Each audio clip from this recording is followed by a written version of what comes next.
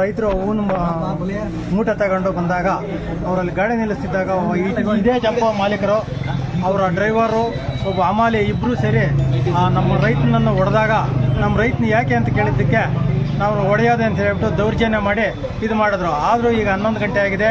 ಈಗ ಒಬ್ಬ APMC ಒಬ್ಬ ಅಧ್ಯಕ್ಷರು ಬಂದಿಲ್ಲ, ಇಲ್ಲಿರತಕ್ಕಂಥ ಒಬ್ಬ ಹಮಾಲಿ ಸಂಘದ ಅಧ್ಯಕ್ಷರು ಬಂದಿಲ್ಲ, ಒಬ್ಬ ಮೆಂಬರ್ ಬಂದಿಲ್ಲ, ಯಾರೂ ಬಂದಿಲ್ಲ.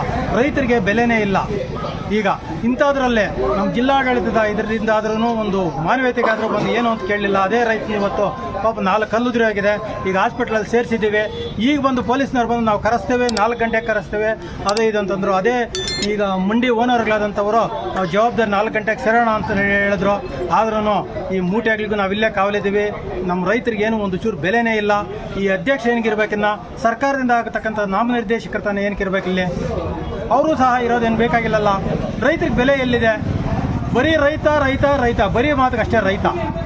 ಪೊಲೀಸ್ನವ್ರು ಬಂದರು, ನೀವು ನಾವು ಇದು ಮಾಡ್ತೇವೆ ಅಂತಂದ್ರು, ಏನು ಮಾಡ್ದೇನೆ ಅವ್ರು ಪಾಡ್ಕೋದು ಅವ್ರು ಹೋದ್ರು. ಇಲ್ಲಿ ಯಾರು ಇಲ್ಲ. ರೈತನಿಗೆ ಬರೋಂಥ ಕಷ್ಟ ಇನ್ನು ಬೇರೆ ಯಾರಿಗೂ ಬೇಡ. ಆ ಥರ ಪರಿಸ್ಥಿತಿ ಆಗಿದೆ.